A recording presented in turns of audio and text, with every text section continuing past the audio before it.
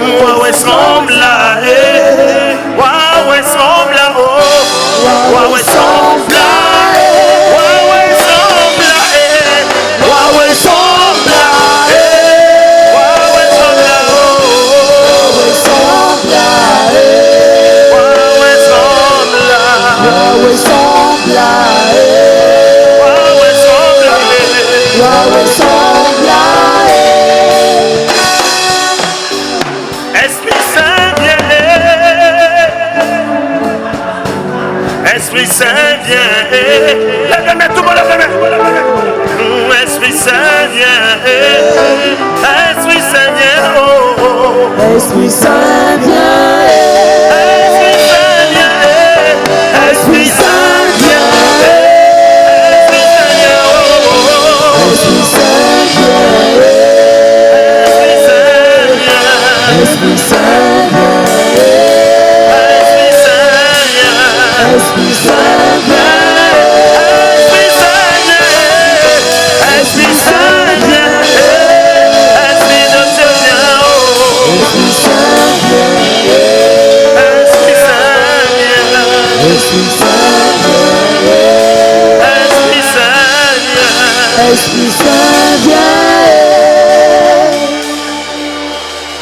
L'Esprit est là,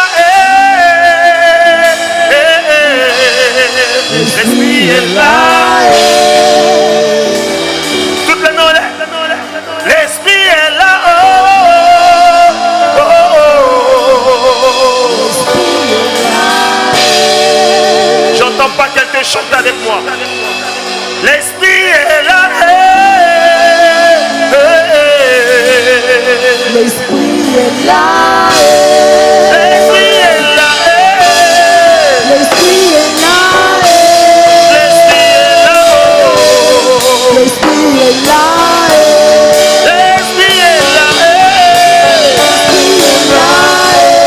L'Esprit de Dieu est là. L'Esprit est là. L'Esprit est là. L'Esprit est là. L'Esprit est là.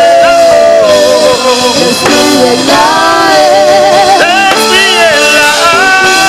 L'Esprit est là.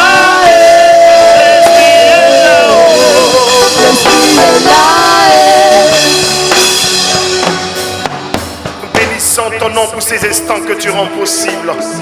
Élevé tu es, célébré tu es. Dis-le merci encore, dis-le merci.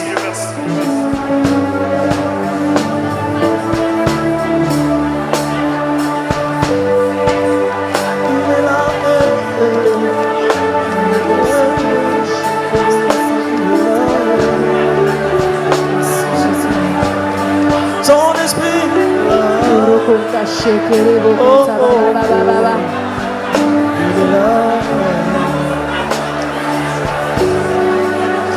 il est là. Nous bénissons ton nom. Quelqu'un ouvre les yeux, il peut acclamer très fort Jésus de Nazareth avec des cris de joie. Elles sont peu pousser les cris de joie, la gloire de Yeshua Mashiach. Adonai et Shaddai, pousse les cris de joie, la gloire du Seigneur. Reste debout avec moi s'il te plaît, je fais rapidement la lecture pour toi. Rapidement le livre de Luc, le chapitre 8, à partir du verset 49. On reste debout quelques minutes, moins d'une minute ou 2 minutes on dira. Tout au plus 2 minutes, rapidement. Comme il parlait encore, survint de le chef de la synagogue, quelques-uns disant, ta fille est morte.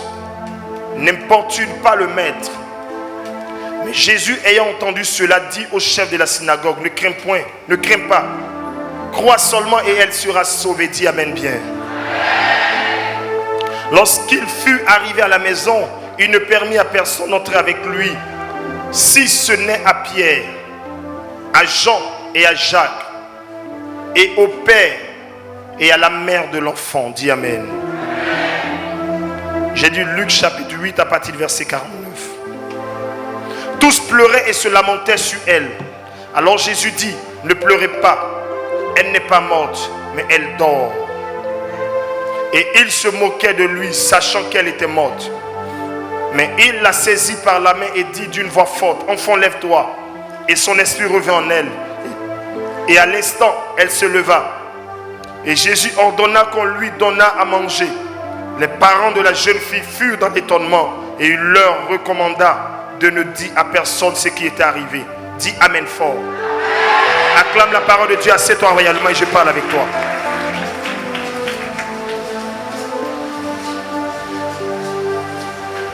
Alléluia. Que le Seigneur bénisse sa parole et que le nom du Seigneur soit élevé dans nos vies. Quelqu'un m'a dit Amen ce matin. Est-ce que je peux faire du bien à quelqu'un aujourd'hui?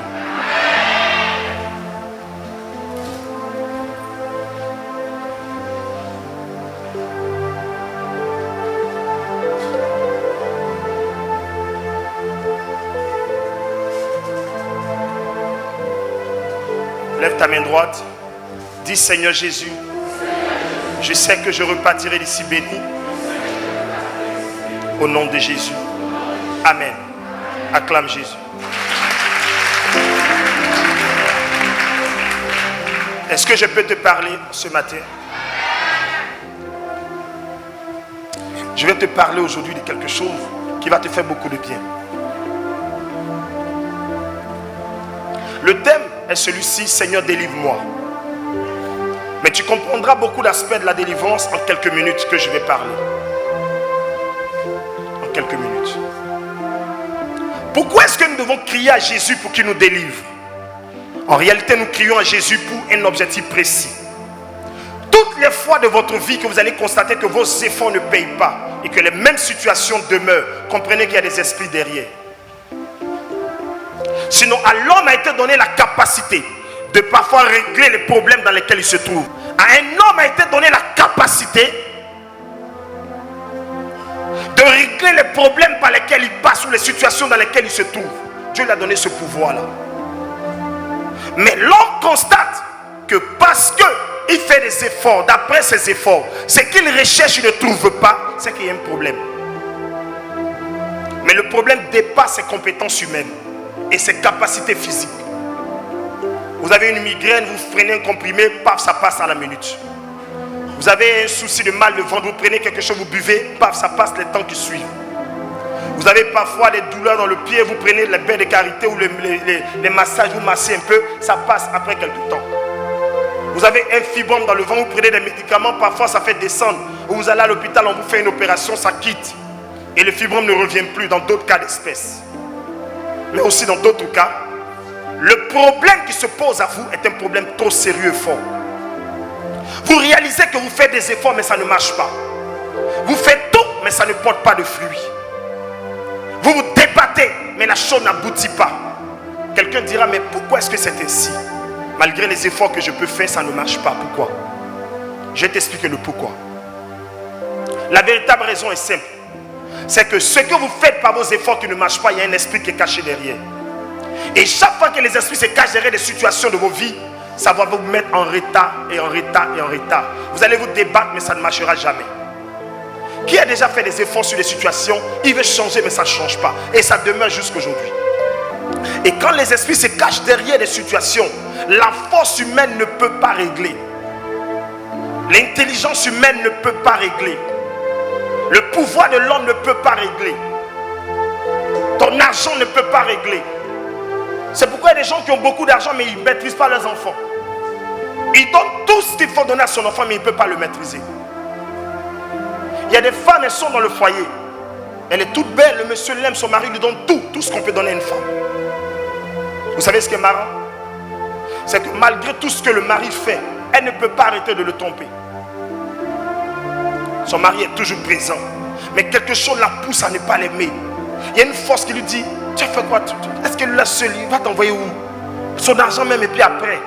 Il va t'amener à ne pas l'aimer. L'esprit là va faire que tu ne peux pas aimer ton mari.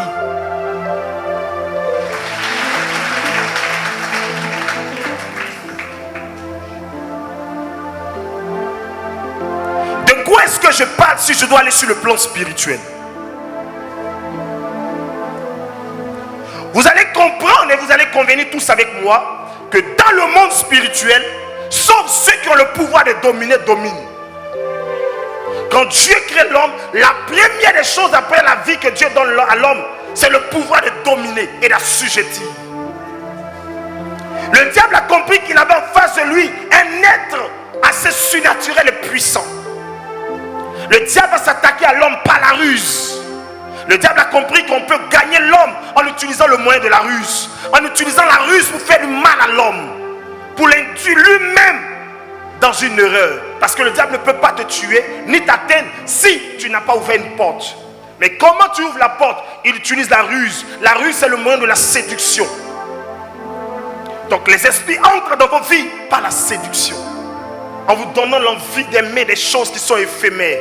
En vous donnant de perdre du temps sur des choses qui n'ont pas de sens ni d'importance. En vous poussant à aimer des choses qui vont passer du jour au lendemain. Les choses qui vont perdre votre temps. Et quand le diable vous pousse à ces choses-là, vous commencez à quitter l'esprit. Vous enlevez votre esprit sur l'essentiel. Et dès l'instant ton esprit, ton cœur n'est plus sur l'essentiel ou l'objectif précis, la grâce de Dieu commence par te quitter. Ce matin, je peux rassurer quelqu'un. La puissante main de l'Éternel va te délivrer au nom de Jésus. Les 10 personnes qui m'ont dit Amen vont voir la gloire arriver. On y va toujours. La Bible dit dans ce texte, la fille de Jairus n'avait seulement que 12 ans. C'était sa fille unique. Donc en un mot, c'était un avorton. Elle est précoce, prématurée. Elle est à peine en train de commencer à vivre, connaître son père, aimer un peu la vie. Et l'enfant va mourir de sitôt. C'est une mort précoce. Pourquoi le diable aime faire avorter vos projets? Pourquoi les démons aiment faire avorter vos projets? Ils savent bien que quand un homme commence à bâtir un projet, il y met son cœur là-dedans. Quand un homme commence à bâtir un projet de vie, d'activité, d'affaires, de business, il met dans ce projet son cœur. Donc le diable, le sachant, qu'est-ce qu'il va faire? Il va commencer à pousser des démons afin que les démons viennent pour faire avorter ce projet. Ils viennent pour faire avorter le projet. Vous commencez quelque chose, une relation, vous présentez le mec à papa et maman. Vous êtes à un début de relation, en moins d'1 an. Tout est bien, tout est intéressant. Un matin, vous vous réveillez. Le mec ne veut plus vous sentir. Pourquoi? Qu'est-ce qui a pu faire avorter la relation de la sorte? Qu'est-ce qui a pu faire avorter la relation de la sorte? Point d'interrogation. Qu'est-ce qui a pu faire avorter ce qu'on a commencé, qui était si beau, qui était bien et qui était très bien parti d'ailleurs? Qu'est-ce qui a fait avorter? Il y a un problème. Et une question qu'on doit se poser, une question qu'on doit essayer de répondre.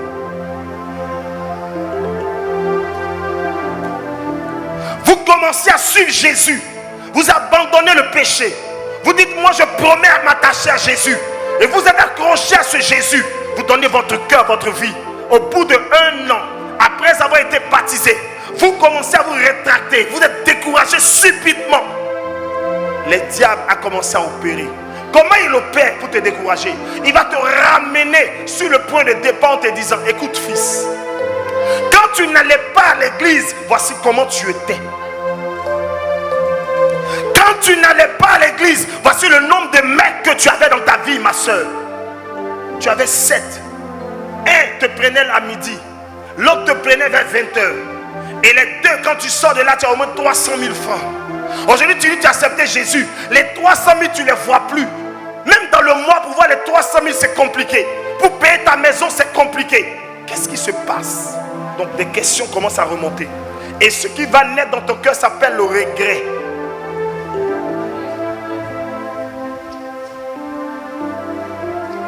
Pourquoi le regret? Le regret parce que tu n'as plus ce que tu avais avant d'accepter Jésus. Avant que Jésus ne soit maître de ta vie, là, tu avais certaines choses que ton cœur voulait. Tu pouvais atteindre des buts que ton cœur voulait atteindre. Tu avais facilement de l'argent. Tu avais facilement des opportunités. Tu avais facilement du travail. Tu avais facilement des mecs que tu rencontres quand tu veux, où tu veux, partout où tu vas. Il y avait des gens que tu pouvais aller vers eux quand tu voulais. Mais subitement, les choses sont bloquées à cause de Jésus. Maintenant, il va commencer à pousser les gens autour de toi à parler. Ta maman va parler. Ils vont se moquer de toi comme la Bible a dit. Il dit, il y a quoi dans l'Alléluia même? Il y a quoi dedans? En tout, c'est moi ta maman, il te parle. Nous, là, on partait au catholique. Quand on va un peu, l'on fait un peu aussi à côté. Il te dit, allons, on va voir le vieux du village, il va te laver. Tu as quoi? Regarde comment tu es jolie. Allons, ils vont te laver. Puis, église évangélique, l'Alléluia, alléluia, il faut laisser ça. Hein? Allons là-bas. Quand on va là, on a fini, on va se laver. Oh, tu te laves bien, tu viens, tes potes s'ouvrent. Hé, tu ne m'écoutes pas. Il faut continuer. Ta petite soeur vient à la maison avec un nouveau téléphone, avec certaines choses, des accessoires. Ça va chez elle. Qu'est-ce qui se passe? Ta maman commence à prendre parti pour elle. C'est elle qui donne l'argent à la vieille. La vieille, elle se met ensemble pour te piétiner, t'insulter. Parce que quoi? Tu as accepté Jésus dans ton cœur. Tu n'as plus les 10 gars d'hier. Et tu poses la question, maman, donc quand tu me voyais me promener, avoir beaucoup d'hommes dans ma vie, là, c'est ce qui te plaisait en réalité? Maman dit, hey, ça fait quoi? Nous tous on a fait ça. C'est la réponse de la vieille. Maintenant, allons doucement. Un mois est passé dans cette histoire.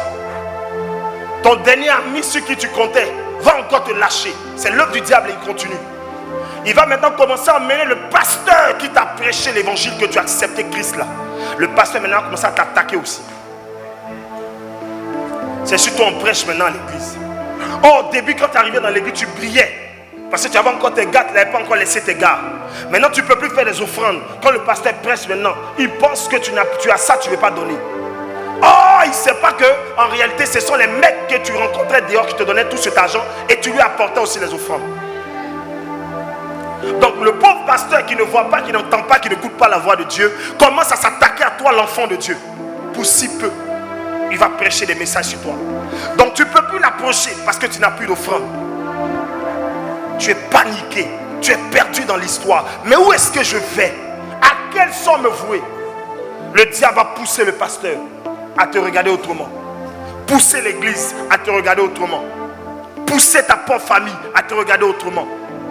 Jairus se retrouve, lui, sa femme, son enfant couché dans la maison morte, avec Jésus et les disciples, ainsi que toute la population qui le connaissait, le peuple de sa contrée. Et les gens se moquent de Jésus, se moquent de lui. Jésus dit, ta fille dort. Nous on l'a touché. Nous les experts, les vieux de cette ville, on l'a touché. On a vu l'enfant est mort. Toi tu viens, tu as quel âge, mais toi Jésus là, tu as quel âge?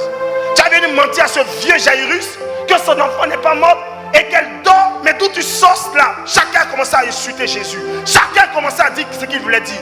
Tu es ce matin dans cette situation. Le diable a monté les gens contre toi. Pour un enfant, ton mari s'est remonté contre toi.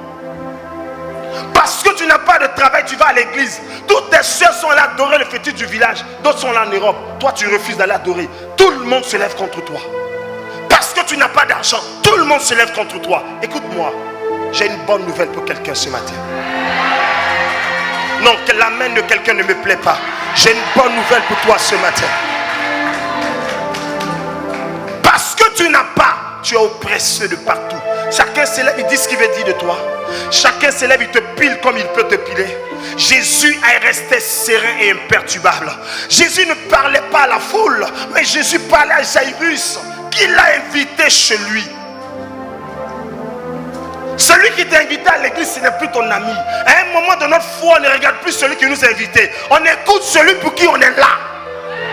Qu'est-ce que celui pour qui tu es là t'a dit face à la situation? C'est ce qu'on écoute. L'autre t'a dit pars, l'autre t'a dit abandonne, l'autre t'a dit laisse Jésus. Mais qu'est-ce que le Jésus qui t'a appelé t'a dit? Quand un homme est rejeté de partout, la seule personne qui se doit d'écouter, c'est le maître qui l'a appelé. C'est le maître qui l'a appelé qui doit écouter. Il y a un moment, ceux mêmes qui moi-même qui t'a tiré pour t'envoyer dans l'église, elle a quitté l'église, elle ne va plus. Quand elle va au village, elle va voir la vieille sorcière pour faire les médicaments. Maintenant, tous ceux-là t'ont lâché. Tous ceux-là ne sont plus là. Tu vas écouter qui? Quand ça ne va plus, on n'écoute plus l'homme. On n'écoute plus parfois l'homme de Dieu. On se range dans sa chambre. On met les genoux, on dit Seigneur, réponds-moi. Réponds-moi aujourd'hui. Réponds-moi. Seigneur, réponds-moi aujourd'hui. Réponds-moi. Réponds-moi. Tout le monde comme ça. Réponds-moi. Seigneur, réponds-moi. J'entends pas quelqu'un.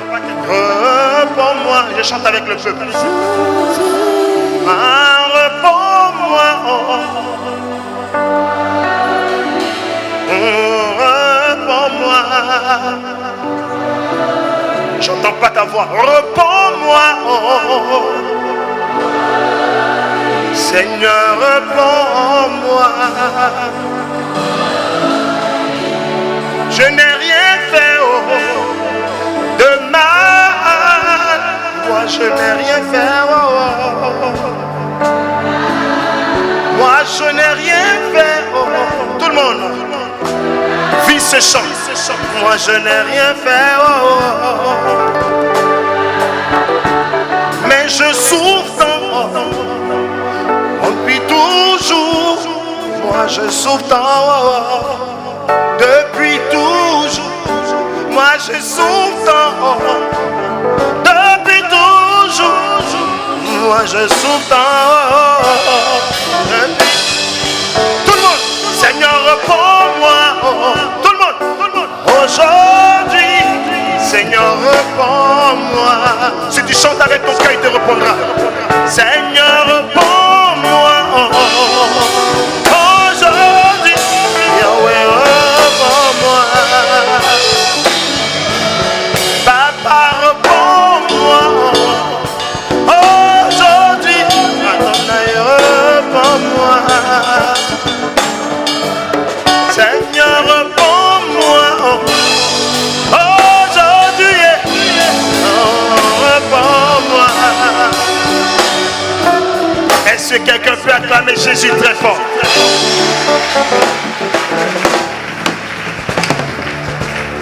Est-ce que quelqu'un comprend ce que je lui prêche ce matin? Voici comment le diable opère si je suis dans la dimension spirituelle avec toi. Il le sait. Le diable sait que l'homme est fragile à un moment donné. Quand un homme a attendu longtemps que ça ne vient pas, il commence à abandonner. L'âme la plus puissante que Dieu a donnée à l'homme et qu'il a placée dans le cœur de l'homme, qu'il demande à l'homme de préserver, c'est la foi. Le diable sait que pour atteindre cette foi, il ne peut pas venir par un moyen de l'attaque, mais il vient par la dissuasion. Il vient par la séduction. Il vient pour créer ce qu'on appelle l'oubli et le désintéressement.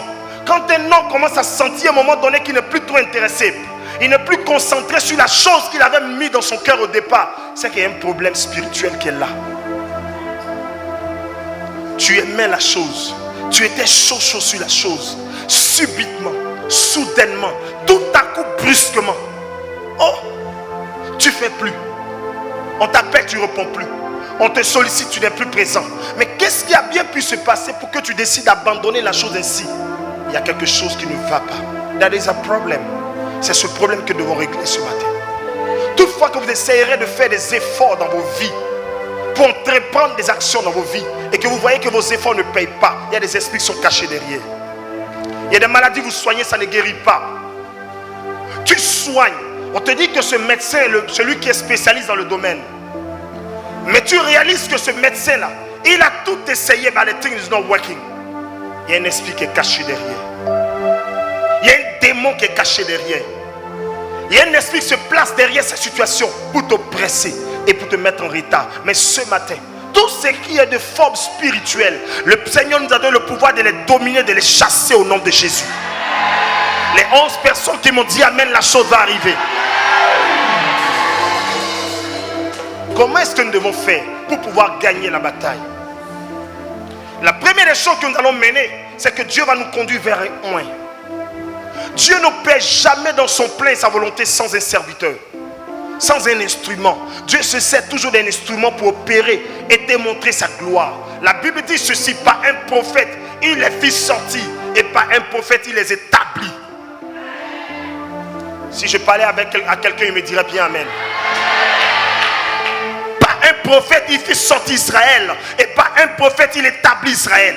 Quand Dieu veut opérer quelque chose dans la vie d'un homme, il va te conduire vers un serviteur. Parce que Dieu voulait opérer un miracle dans la vie de la fille de Jairus, il a envoyé Jésus.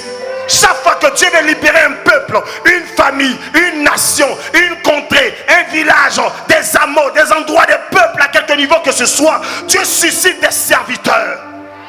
Et Dieu ne t'a pas envoyé là ce matin parce que tu voulais forcément venir. Il t'a envoyé parce qu'il va accomplir une œuvre parfaite dans ta vie. Cette œuvre sera une bénédiction pour ta vie. Cette œuvre sera sujet de joie pour toi. Et si tu me dis amen, la gloire de Dieu va commencer à arriver. Dieu va opérer avec toi. Il va opérer dans une dimension extraordinaire. Il va te libérer de ces oppressions qui te fatiguent. Les démons sont terribles. Ils sont dangereux. Ils n'ont pas cessé de travailler. Ils n'ont pas cessé de manifester les œuvres à tous les niveaux de vos vies. Qu'est-ce qui se passe ainsi donc? Je vous explique quelque chose. J'ai touché un autre point spirituel.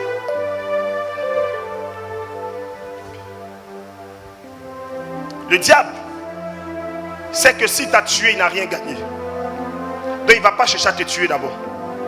Le diable cherchera à te mener à voir le regret et à renoncer à Dieu. Ce matin, lève ta main droite. Dis quel que soit Alpha, je ne vais jamais renoncer.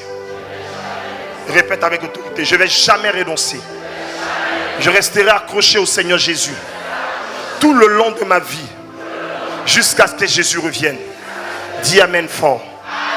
Acclame Jésus, acclame Jésus. Satan a bel et bien un projet. Mais ce projet, c'est t'emmener à renoncer. Donc il va s'attaquer à toi. Sinon ce que tu fais là, c'est pas impossible que ça marche. Ça doit marcher. Il y a des agents du diable partout. Retenez ceci: vous n'êtes pas seuls sur la terre. Il y a des gens qui veulent ce que vous avez. Il y a des gens qui veulent régner seuls dans vos familles. Il y a des gens qui veulent qu'on parle seulement que d'eux. Donc ils vont chercher à vous détruire.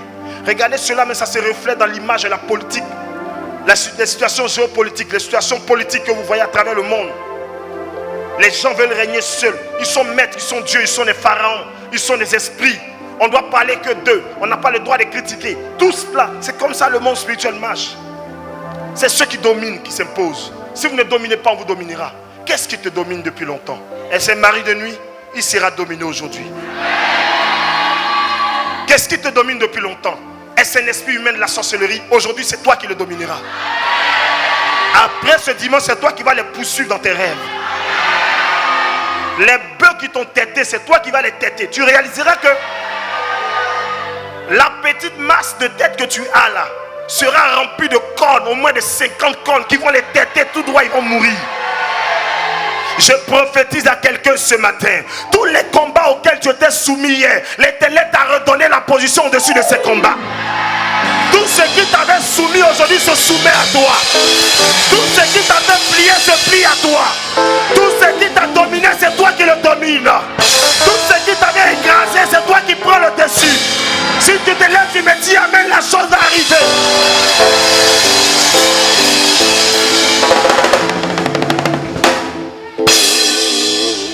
Lève ta main droite, dis: je ne peux pas mourir. Je dois accomplir ma destinée. Je dois accomplir ma destinée. Alors je touche un autre point, dis-moi amen. Est-ce que vous savez que parfois quelqu'un vient à vous avec une mauvaise intention, mais parce que vous avez quelque chose de fort avec vous, vous l'emmenez, vous le soumettez, il devient lui-même qui commence à travailler pour vous. Je prophétise à quelqu'un: tous les sorciers de ta famille deviendront des sorciers qui vont combattre pour toi.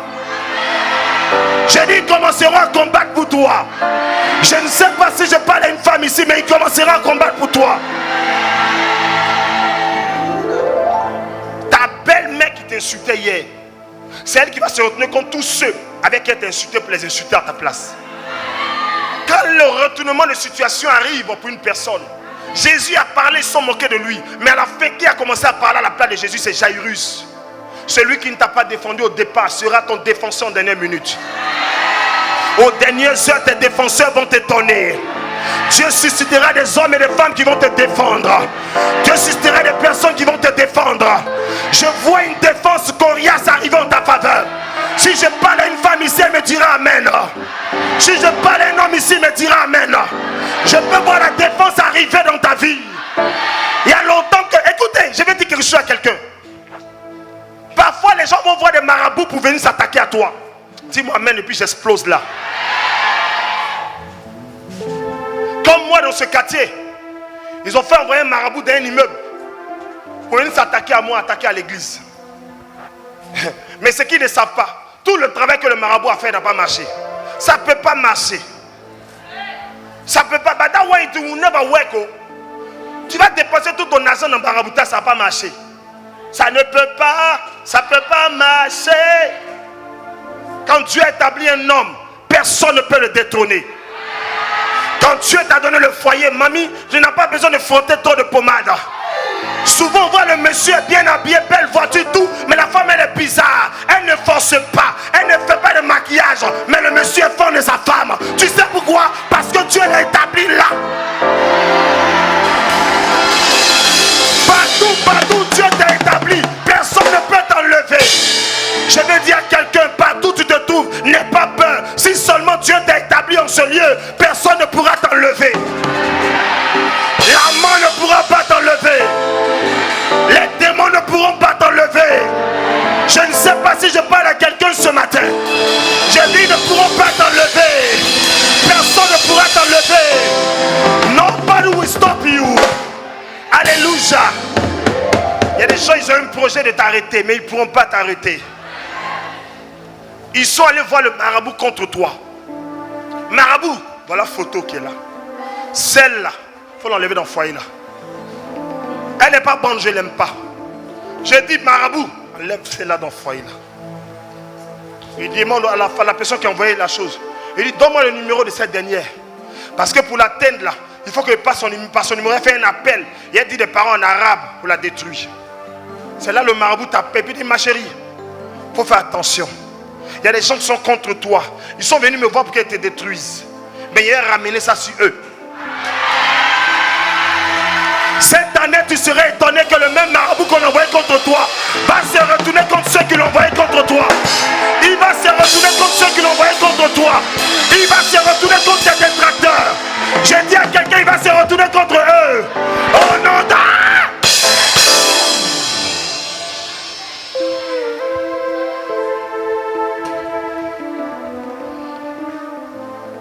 Alléluia. Il y a une de mes filles. Ils sont allés voir un marabout. Je vous raconte une histoire réelle. C'est une amie à Mimi. Ils sont allés voir un marabout. Son mari est footballeur. Un footballeur international. Il joue en Chine. Dans le plus grand club chinois. Beaucoup d'argent, grande maison. Ils sont allés voir le marabout pour lui dire, c'est une fille métisse qui veut prendre le mari de la fille. Elle a réussi à prendre le mari même. Mais il est revenu après. On peut s'attaquer à toi. Tu peux avoir Jack Wadjo. On peut s'attaquer à toi. Tu as Coco. On peut s'attaquer à toi. Tu as des problèmes Dieu. On peut s'attaquer à toi. Et quand tu marches même là, tu es en Zordon. Mais une chose est sûre, toutes ces attaques ne peuvent pas te ramener au bas du sol. La Bible dit que le malheur atteint souvent le juste, mais l'Éternel en délivre toujours. Ils vont secouer ton foyer, mais ils ne peuvent pas t'arracher ton mari. Elle va le prendre, il va aller à Sini, à Bietri, aller à Jacquesville, aller à Monogaga, aller à Grand Bérébi, Paix des Sirènes. Il va aller partout, mais à la fin, il va la déposer à la gare des Gagnois. Quand ton mari est ton mari, personne ne peut l'arracher. Est-ce que je parle à quelqu'un ce matin ici? Laisse-moi me dire, Seigneur, délivre-moi. Seigneur, délivre-moi. Seigneur, délivre-moi. Au nom de... Est-ce que je peux parler à quelqu'un? Écoute-moi, je finis avec ça. Le marabout s'est déplacé. Il a demandé aux gens de lui montrer la maison. Comme ici dans le quartier. Le gars, il envoie le marabout venir jeter les choses devant l'église. Ils ont jeté caille, jeté tout ça, égorgé, tout ça, il a fait. Et ici, là, il ne peut pas, ça ne peut pas marcher. Peut-être la seule chose qui a fait que ça a marché, s'il s'est tué là, là ça a marché. Si lui-même il se tue, là ça a marché. Mais s'il ne s'est pas tué, il est quand même tout ce qu'il veut, ça ne peut pas marcher. Parce que la puissance de Dieu marche avec moi.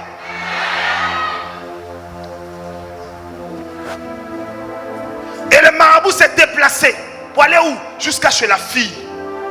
Cling, cling. Cling, cling, cling, cling, cling, cling. La fille ouvre. Quelqu'un vient ouvrir la porte. Je viens voir la maman qui est ici, là. Elle est là.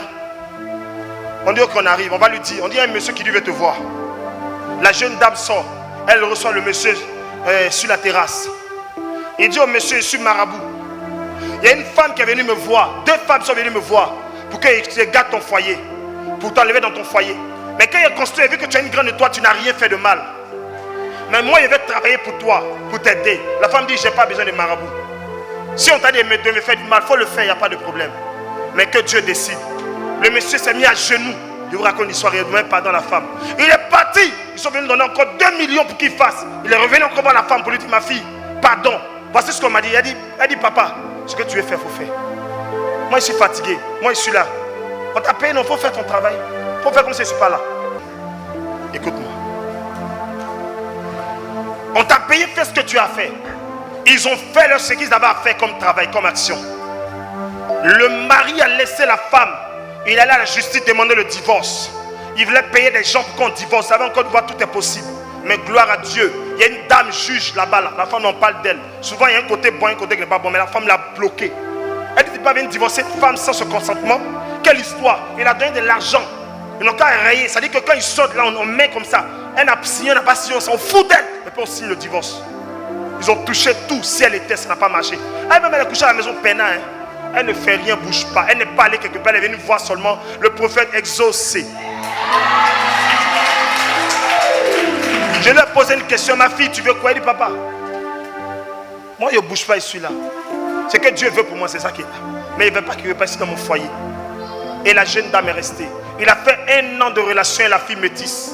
Elle est jolie. J'ai dit, je connaissais le gars dont je les ai vus une fois vers Marie-Guiraud. Elle, la fille, non, c'est vraie femme. Hein. Ouh, quand métisse, elle est jolie. Mais quand elle est vilaine, elle est vilaine. Elle est jolie. Oh! J'ai dit, Range Rover par-ci, X6 par là, X4. Voiture en sachet, c'est pas n'importe quoi. Qu'est-ce qui se passe? La fille a tout fait. Un matin, le gars t'a jeté la métisse. Malgré tout ce qui a été fait. Ils ont jonglé, bu les champagnes. Elle se rinçait le champagne. Quand c'est le matin, là, son visage est le champagne. Mais à la fin de toute cette histoire, il a abandonné cette dernière. Écoute-moi, mamie. Il peut jouer avec la petite comme il veut. Ton mari veut juste s'amuser. Laisse-le s'amuser. Mais il va tourner jusqu'à il reviendra là. Quand Dieu t'a donné, regarde, ça ne peut pas marcher. Vous savez ce qui m'a marqué dans l'histoire de cette dernière? C'est que les mêmes marabouts qu'on a utilisés pour aller contre elle, c'est le marabout qui a commencé maintenant à travailler après. Quand le marabout a fait, il est revenu après, près de 6 mois plus tard, venir dire à la fille, il dort, ça ne va pas bien. Je vois Dieu. Il dit, elle dit, papa, il faut faire ce que tu as fait. Moi, je n'ai rien à voir dedans. Et c'est là le marabout va lui parler de moi.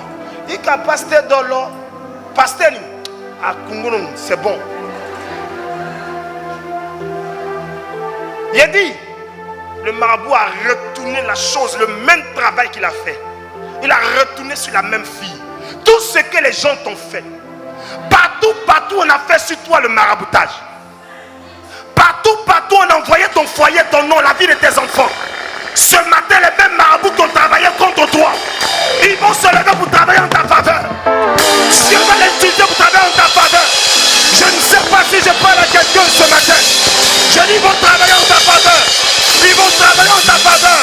Ils vont travailler en ta faveur. Oh là là!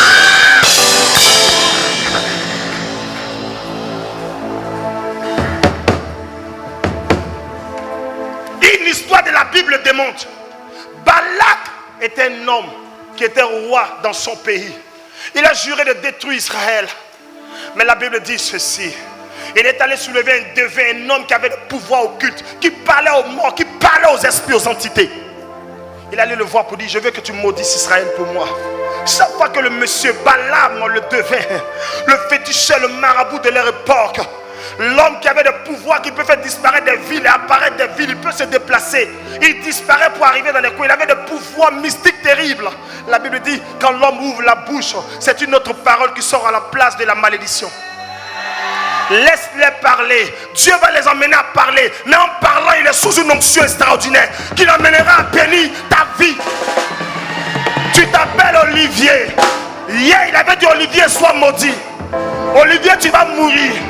Olivier, tu vas tomber. Mais quand l'onction viendra sur lui, le même marabout va dire ceci. Olivier, je déclare ta réussite. Olivier, tu ne mourras plus. Olivier, tu vas te marier. Olivier, tu vas avancer. Olivier, tu vas prospérer. Je mets des nouvelles paroles dans la bouche de tes ennemis en ta faveur.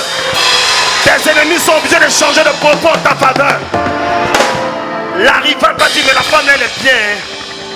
Il a tout fait, elle ne parle pas. Elle ne me répond jamais. Il n'a pas arrêté un peu. Je vois une période que Dieu a décrétée dans le monde spirituel, c'était des hommes qui vont amener les gens à abandonner les choses contre toi. Vous savez, le plus difficile dans le combat, c'est quand les gens qui vous attaquent ne décident de ne pas abandonner. Parce que quand celui qui t'attaque décide de ne pas abandonner, c'est qu'il est en train d'attirer la colère de Dieu sur lui. Un homme peut faire du mal à une personne, Dieu ne parle pas. Dieu te laisse le soin de te repentir. Mais tu continues de lui faire le mal, Dieu ne parle pas. À un moment viendra, Dieu te frappe et il te tue. Tes ennemis attendent qu'ils ne vont pas mourir. Mais Dieu va les emmener à changer d'attitude, de propos, de comportement et de réaction envers toi. Tout ce qu'ils faisaient contre toi, ils le feront bien pour toi. Je vois 5 femmes dans cette église dont le mari est tenu quelque part dehors. Avant que le mois de mars se finisse, ton mari, la femme va le regarder, va lui dire, j'ai dit, il faut retourner chez ta femme un peu. J'ai dit, il faut retourner chez ta femme un peu. Non, quelqu'un ne m'entend pas. On dira à ton mari, il retourne chez ta femme un peu. Moi-même, je sais qu'elle fait du mal à la femme. Là, je ne veux pas qu'on fasse aussi à mes enfants. Retourne chez ta femme un peu. Retourne voir tes enfants un peu. Vous êtes des enfants d'un monsieur qui ne veut plus vous voir à cause de la femme qu'il a prise. Mais avant la fin de ce mois de mars, la femme va lui dire, pardon, va voir un peu tes enfants. J'ai trop profité de toi, laisse-moi un peu. Quelqu'un va lâcher prise ce matin. Je vois des sorciers qui lâchent prise. Ils diront, on a tout fait contre toi, ça ne marche pas, on doit arrêter. Ils diront, on doit arrêter. Si tu m'as dit amen, la chose arrivera. La chose arrivera. La chose arrivera.